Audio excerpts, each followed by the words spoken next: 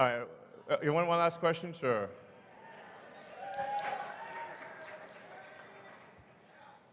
So first, congratulations on your decision to try advertising. We all want Tesla to pass Apple in market cap.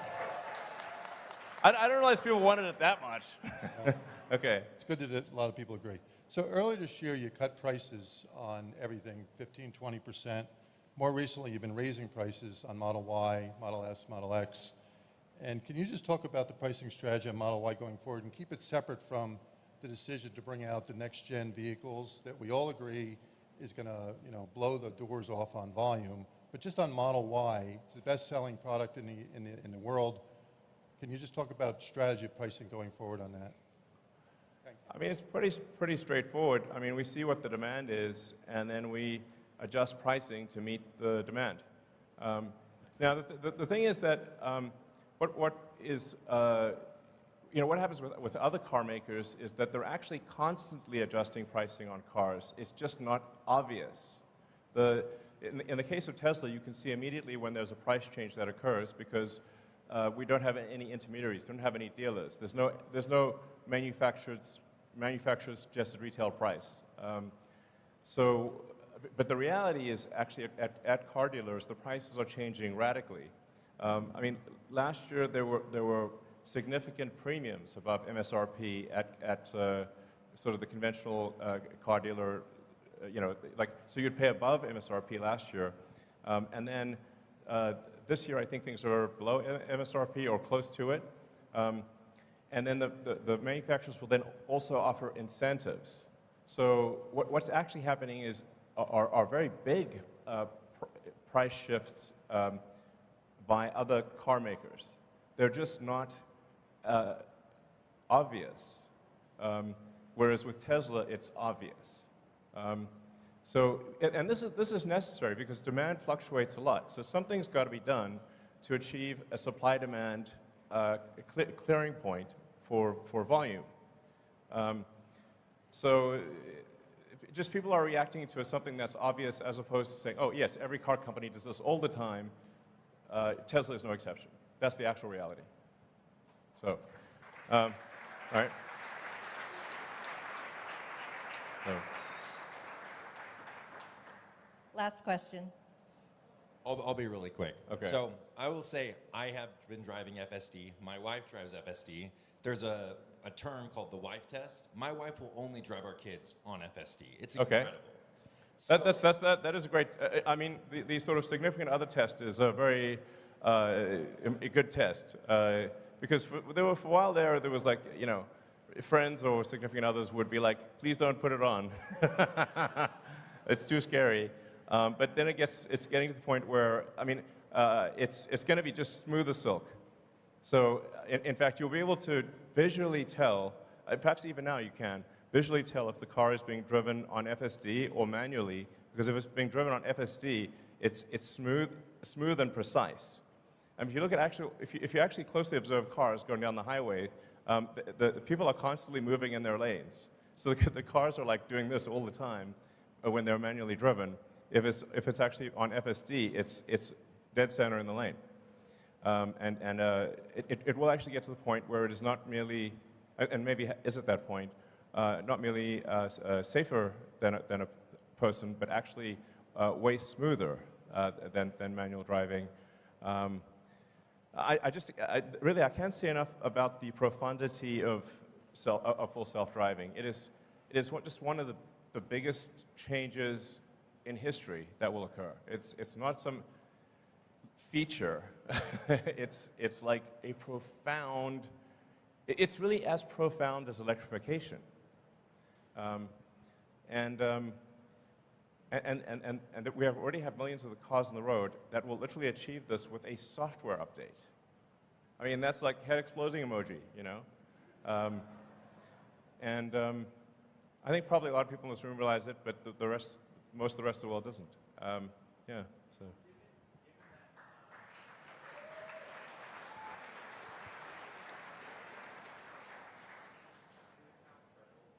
Given how incredible FSD is and how much merit you're giving to potential future margins of the car, as well as how much impact on society, and given that they didn't even want you to say if it's going to happen this year, just not to jinx it. Sure. Would it be possible to have just for some type of public-facing, investor-facing kind of timeline, so that way, you mentioned V12 is coming, and that's AI front end. Could we just see kind of a timeline on this is the version we're at, these are the things we're working on, and this is when we're ETA, so we can kind of see that in real time instead of maybe Elon time.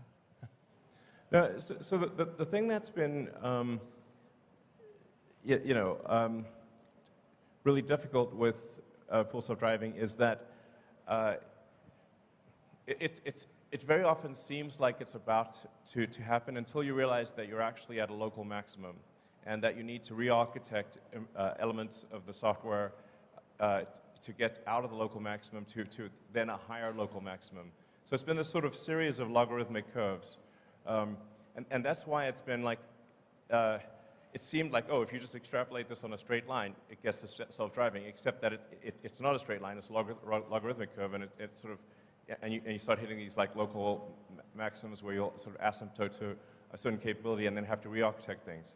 So now I think we're finally at a high enough local maximum, or will be this year, where to the point where it is, I think, probably safer than a person, meaning the probability of injury on average will be better than a person, even if someone pays no attention to the car. It is worth saying that right now, for human supervised Tesla full self-driving, it is dramatically safer than manual driving. It's like, I think like 4 times safer, maybe more. So it is already a massive safety improvement to have human supervised FSD right now. And I think we will get to the point where we're always going to be in some amount of local maximum, but I think that we'll be in a local maximum that exceeds human level safety this year. Yeah, but I guess we'll see. So anyway, I want to thank you all for coming, and so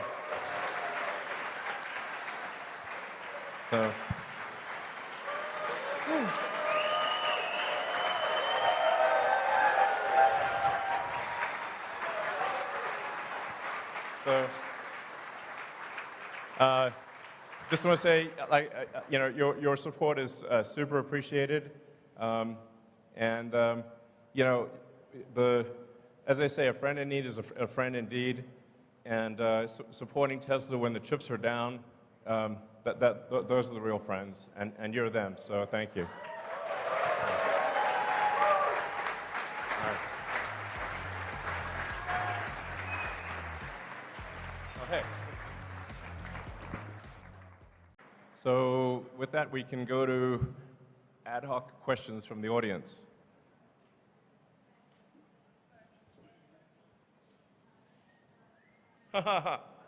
Okay, definitely the person in the Optimus outfit with the red cowboy hat.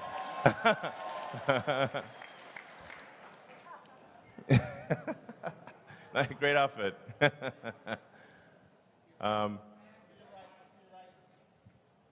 Sure.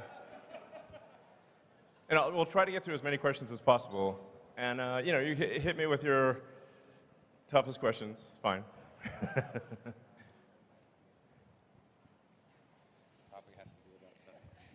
Okay, it is. Hey, Dad, it's your son Optimus. Hey, kid. I wanted to. Do you see it more likely that you guys will have an RV first or a cyber camper? Well, we don't have any plans to build an RV quite yet, although I can certainly see how Cybertruck could be converted into an RV, and we are adding a lot of sort of attach points to Cybertruck, so others can build things. Somebody could have a startup, or other companies can build things that are attachments that enhance Cybertruck and turn it into a camper, essentially. Because I think it'd be really cool to have all these like third-party things available for Cybertruck. Awesome. Thank you. All right. I mean, you could also probably just, you're that close, you could just say it or something, I don't know. Actually, we'd like you guys to queue up behind us. So there's Okay. 3 All mics. right, all right. Yes, so Go just ahead yeah, and queue go up. in line. Thank you. And try to make the question short so we can get through a lot of questions. So maybe. Oh, you mean just like a Tesla team doing a podcast about Optimus? Oh yeah, sure. Yeah, you know, I wonder if maybe we could have a sort of like an addendum after the earnings call, which is like a 30 minutes podcast on Optimus or something, like for those who are interested. Okay, I think we'll do that. So, Great. all right. Hey, Elon, thanks for doing this today. It's an awesome event. Thank you. Welcome. Thanks for coming. Hope you guys are having a good time. Yeah, having a great time. I'm pretty confident we have the funnest shareholders meeting by a long shot. Undoubtedly, yeah. It's amazing. So, So I'm really excited about a lot of things with Tesla. It's hard to pick a good question that is going to cover everything. But with the energy side of the business, I think it's hugely underrated. I mean, we got tons of problems California with rolling blackouts. Sure. How do you think you can incentivize people, more for solar, battery backup, and we've got the referral program that's been beefed up as well. So, what are your thoughts there? How we can get people on board? yeah, actually, one of the challenges in California and a few other places is that in order to have the Powerwall be like an uninterruptible power supply for the house, we have to actually have a switch that disconnects you from the utility. Otherwise, you just, send energy into the grid, and it doesn't do anything. And that's actually been quite difficult with utilities, but I'd like to thank PG&E for recently helping us get approval for installing the backup switch for Powerwall in California so that people can have uninterrupted power in California. And we're working on that in every jurisdiction. So, I'm confident that that's going to be a great long-term situation. And then, as I mentioned, Megapack is growing very, very rapidly. Yeah, so things are, things are really growing like ridiculously fast on the energy storage front. So yeah, I feel good about that situation. All right, next question. Hello.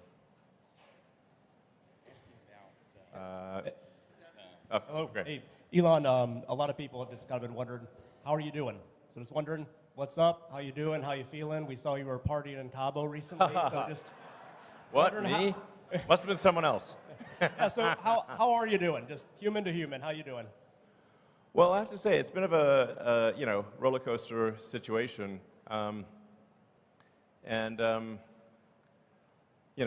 Like, it's actually pretty rare for me to be at a party. So that's like the first party I've been at in a while. And actually wasn't even going to go to it. Then my brother talked me into it. So thanks, Kimball. Yeah, I have to say, like sometimes the work pain level is quite excruciating. And then on top of that, I get dumped on in the press. So it's like, it's not exactly super fun. There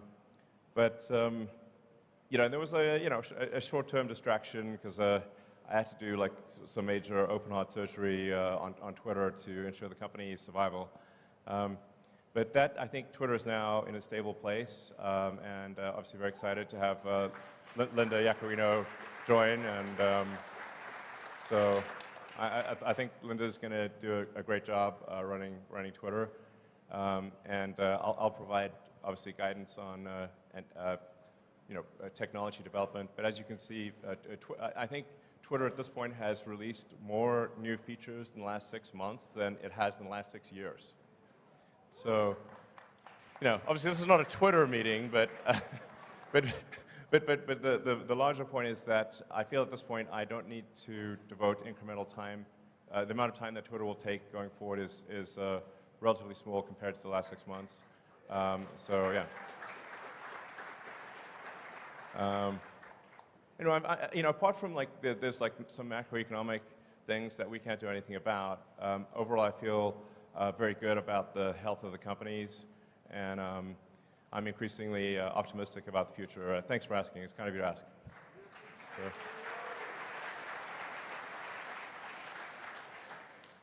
Have you guys considered stretching out the financing terms on your auto business? You talked about earlier, consumers don't necessarily look at the sticker price they're paying. All they're concerned about is monthly payment. Right. And one of the fundamental advantages of an EV is that it's substantially more durable. And so would you guys ever consider stretching terms out to 10 years, especially in this rate environment, given the shape of the yield curve? You know, extending the terms out that farther, you'd actually be capturing a lower cost of funds. Yeah, I mean, the important thing to appreciate is that, like, that the vast majority of the financing is from banks. So it's kind of whatever the banks are prepared to do. I mean, this year, I guess we'll do on the order of $100 billion of sales. And we don't have $100 billion in cash to finance that. So the vast majority of it has got to come from, from banks. So it's really the bank's choice of what they're willing to do. And it has been tricky with banks recently because, as I mentioned earlier, if you're a bank and you're not sure whether you're going to be alive or not, it's a pretty big distraction, and increasing your auto loan portfolio is very much a secondary priority. So it's just important to appreciate it's not up to Tesla, it's up to the banks. And there's not some easy solution where you can say have a so-called a captive financing arm, et cetera, because you have to securitize those loans, and the market for securitizing them is weak. There is no. I wish there was an easy path, but there isn't. So, you know, I think it's just important to remember that the economy moves in cycles, and we've had a very long period of upcycle. The next 12 months will be, I think, difficult for everyone. And I think, when Berkshire Hathaway had their annual meeting, Warren and Charlie actually said, like, hey, this year, the Berkshire companies are going to make less money. They're very well-run organizations, and I think that's just generally true for the economy. So. It's also important to remember that there are good times and there are dark times, but then the good times follow the dark times. So my advice would be, don't look at the markets for the next 12 months. If there's a dip, buy the dip. And I think you will not be sorry because there's just generally a sort of there's an economic cycle to things, but things come back up. So my guess is tough times for a year. Like I said, just my guess. But then Tesla will emerge stronger than ever, and the long term, if you say like net present value of future cash flows, will be incredible in my opinion. All right. So.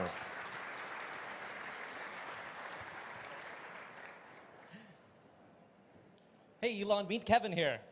Hey, how's it going? Good, thanks. So Tesla is the largest position in my ETF, ticker PP, and that's for pricing power. Right. And I'm curious, I really think that some of the features that you highlighted here, like the over-the-air airbag deployments of improving the features, the safety features, are great things that we could be advertising. I know you've heard this many times before. I know you have. But sorry, go ahead, yeah. $525 off every car this year is half a Netflix's advertising budget. $1,000 is the entire Netflix advertising budget, and I see their ads everywhere. Why not advertise these things that you told us here? I feel like nobody else knows about this. I just talked to Gordo, the Tesla bear, and he's still talking about 2016 New York Times pieces. These people are in the past, man. That's like 7 years ago at this point. Yeah, that's what I'm saying. Yeah, it's actually, I talked to a lot of people, and they still think that like Teslas are like super expensive. And I'm like, no, actually, the starting price for a Tesla is below the average auto price in the US. It's like, and that's a good thing. I mean, I think it's good that it's that way. You know, like our goal was always to make cars that are affordable to the general public. So I hear you. I mean, I think, and it's indeed ironic that Twitter is like highly dependent on advertising. So here I am. It's like never used advertising really before, and now have a company that's highly dependent on advertising. So I guess I should say advertising is awesome, and everyone should do it. But I think I hear your sort of larger point, which is that there are amazing features and functionality about Teslas that people just don't know about. So yeah. And although there's obviously a lot of people that follow, like say the Tesla account and the my account, whatever, on Twitter, to some degree it is preaching to the choir, and the choir is already convinced. So I think what you're saying does have some merit, and you know what? I believe in taking suggestions, so we'll try a little advertising and see how it goes.